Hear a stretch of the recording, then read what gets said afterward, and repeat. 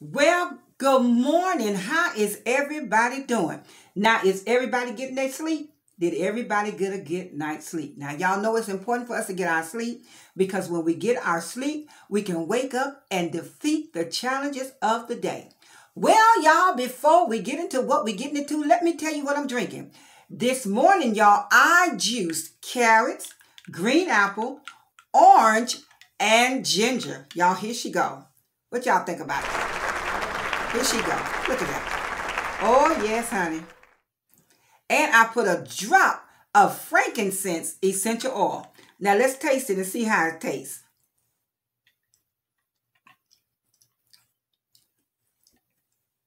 Oh, my goodness. How my daughter, the plant-based D say, oh, my lanta. Y'all, this is so good. This is like, I put quite a bit of ginger in it because I wanted that kick. And she giving me that kick. She giving me that orange juice. I can taste every ingredient in here that I juiced today, y'all. And this is good. So I want y'all to try that. Ginger, green apple, carrot, and orange, y'all. Yes. And a drop of frankincense essential oil. Well, y'all, let's go ahead and get into what we're getting into. But before we get into it, y'all know this is Lady G and Princess, right? Because Princess do not let me get behind this camera without her, in front of this camera, without her being in front of it too. Okay? So I'm going to go ahead and let Princess say hi so we can get into what we're getting into, okay? And today, y'all, Princess is wearing, I don't even know what you call it, but honey, Princess be wanting to put her clothes on, so I go ahead and go with it, y'all. I go with it. So this, Princess, say hi. Look at Princess' outfit, y'all. Do y'all see that? Can y'all get into that? Look, Princess, look at the camera. Look at her. She ready to lay back. Now, how she want to be on camera? She want to lay back. See, folks just don't act right. They want to get all up in the game and they don't even want to play by the rules. Princess, you got to at least say hi before you lay down. Look, y'all, she wants to lay down, but I'm... Say hi, Princess. Princess is tripping. Look at her. Say hi to everybody, Princess. There you go. Say hi. Now that you said hi, look at her. She ready to lay. Look, y'all. Okay. She want to lay down, so I'm going to let her lay down on the job. Don't she know people get fired for sleeping on the job? What is the problem? Now she be dying to get up here. Then when she get up here, she want to lay back and kick back and go to sleep. Anyway, y'all, that's Princess for y'all. Princess got some issues. We're going to have to talk about Princess, okay? But right now, today, we want to talk about something else. I was talking to a friend of mine on the phone, a real faithful, good friend of mine. And during the course of the conversation, something was said that really touched me. And what was said is, friendly wounds are not deadly. I thought about that. Friendly wounds are not deadly. So that made me think. Y'all, I started thinking about all the different people that's in the book, you know, that had friends. And I thought about what happened to them. I thought about David when he was saying when he had gotten betrayed by his friends. And he said, had it been an enemy, I could have withstood it. But it was those that broke bread with me, that shared sweet communion with me. He said, that's what broke my heart. So I started thinking about friends, y'all. But honey, let me tell you, David had a friend that was closer than a brother. And his name was Johnathan, y'all. And Johnathan was King Saul's son. Now, King Saul had got the audacity to be jealous of David because now he thought David wanted to take his throne, overthrow him. But David wasn't even studying him, y'all. But what happened was King Saul and David went out to battle. Now, normally when King Saul go out to battle, everybody throw a big party when he have his victory. And they start singing about how many people, how many of the enemy he had slain, he had killed and annihilated. And they would dance and sing and call his name. And he just got all pumped up and excited about that. Well, one day, David went to battle with him. And when David went to battle with him, they came back home. It was a new song being sung, y'all. The song was, Saul killed 1,000, but David killed 10,000. Saul killed 1,000, but David killed 10,000. Saul was like, wait, hold up a minute. Ain't this my party? This my party. What are they singing about him? And Talk about how many he killed and how they found out how many he killed. And how he killed more than I killed. So Saul let that green-eyed demon, envy and jealousy, rise up in his heart on him. And Saul decided that he was going to take David out. So one day they were sitting at the table having a feast, y'all. And while they were eating, Saul got so jealous. Jealousy rose up in his heart so strong. He took his javelin and he threw it at David. And he just... David was like, whoa, David kind of dodged a little bit. And he was like, wait a minute, what's going on? Because David still hadn't caught on that what was going on. But then he found out, oh, wait a minute. He want my head. So David, he didn't try to retaliate, y'all. He didn't try to get back even with Saul. What did David do? I'm going to tell you what he did. Honey, David got on his horse and he rode and he hid and he ran from Saul. But Saul had a son by the name of Johnathan, y'all. And Johnathan and David, they were ace, coon, boom. They was ride or die, honey. He was my buddy. They was down like 4 flat tires. They was down to the brake pads. That's how down they were, okay?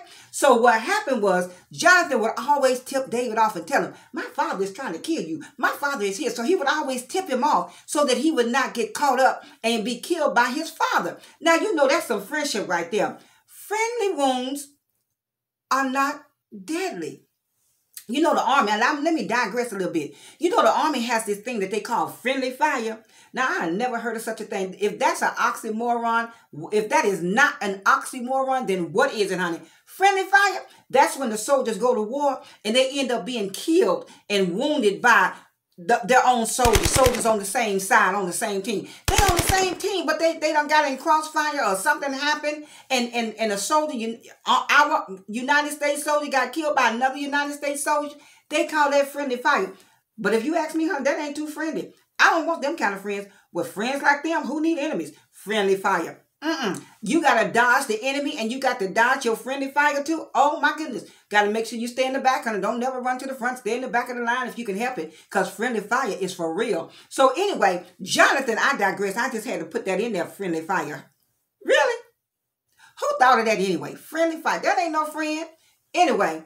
So what happened was Johnathan was tipping off David and letting David know what his father's, King Saul's plans was. So David would always outmaneuver, outsmart, and outmove Saul. But one day Saul was out. He was in pursuit, honey, of David. And he was sleeping in the camp. He and all his soldiers and the men that he had taken with him. Honey, David went off into the camp. And the men that were with David was telling David, you need to go ahead and kill him. Put him out of our misery. Then we can go back home and we can be soldiers and we can sleep in our own beds. We don't have to sleep in caves and sleep on the ground. But you know what David did, honey? David went and he took a piece of his robe. He cut a piece of his robe and he left and he showed it to him. He let him know. Eventually, he let Saul know, I had an opportunity to kill you, but I didn't. You did not lay your hands on God's elect. Touch not my anointed and do my prophet no harm. David had enough sense to know that even though Saul was acting crazy, he knew that Saul was still God's man. Even though the Spirit of the Lord had taken his anointing from Saul, David had enough sense to know, I can't kill him. I can't put my hands on him. So what had happened was eventually Saul ended up dying. David ended up being the king. But what happened, what I wanted to say in this story is friendly wounds are not life-threatening. What happened was I was thinking about a time with my own self. I got a story, y'all, about my own life. I was going through, y'all. It was the most horrible divorce ever of all. It was the worst divorce of all times. I'm telling you, it was crazy. Crazy, okay? And we're not going to get into that, you know, but it was crazy. Trust me when I say crazy, it was crazy, okay? So what had happened was I have a friend, a really good friend. And anytime I would go through something, I would start thinking stuff. I'd be on the edge, y'all, thinking about something. Don't push me because I'm close to the edge. I was thinking about stuff. I would call my friend and she would always talk me off the edge. She would say, you don't want to do this or you don't want to do that or maybe try this. And one time I called her and I was telling her about a situation I was going through and something that had happened. And she told me some advice that hurt my feelings. I was like, I thought she's supposed to be my friend. I thought she's supposed to be on my side. So you know what? I didn't talk to her for about a week or two because I was all up in and through my feelings, honey. I had a toot on that was so big, honey. Yes, I did. I was like, how's she going to tell me that? How's she going to, what? But she my friend. But what happened was she told me the truth. And it took me a little while to find out and to accept the truth. Sometimes people don't want to accept the truth. But I would just want to come in and encourage us on today. If you have friends in your life, so-called friends in your life, and they're hurting you, they're wounding you, they're making you feel bad about yourself all the time, they can never encourage you, they can never uplift you, they can never support you, but they come back and tell you what everybody else saying about you, honey, stop them and ask them, well, when they was talking, what did you say in my defense? Because a lot of times, everybody in the room with you ain't your friend.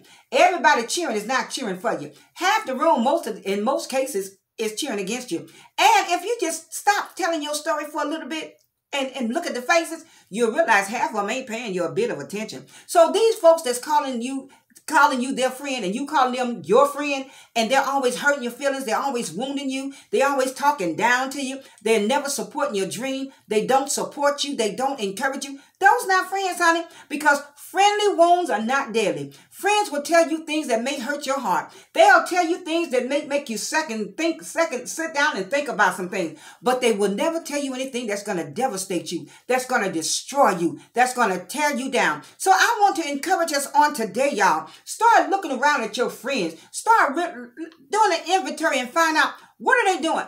What are your friends? What's their purpose in your life? Some people in your life, they've been assigned to you by the enemy. Some people in your life have been assigned to you by the Lord. But only you will know the difference.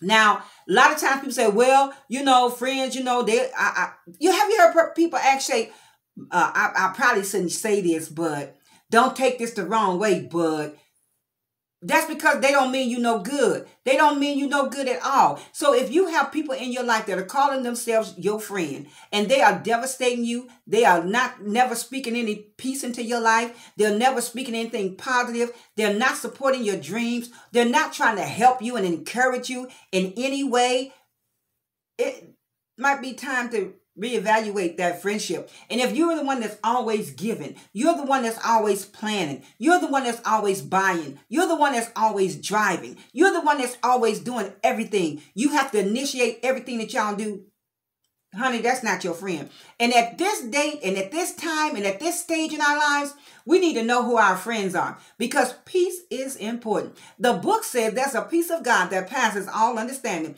Sometimes it's good to just sit at home by yourself with your tea, your coffee, or your juice, or your dog, or your cat, and just enjoy your peace, honey. Because if people just bringing calamity and chaos in your life, it's time to cut them off, because friendly wounds are not deadly. If people are wounding you and they're calling themselves friends, and it's taking you a long time to recover because they have hurt you, they have rocked your world, they have blown your mind in the worst way, honey, it's time to cut them off. Because remember, friendly wounds are not deadly wounds. Jonathan never hurt David. He never turned against him. He was a friend until the end. So I'm going to tell you, I'm going to ask you, I'm going to beseech you, I'm going to beg you, do an inventory of the friends that's in your life.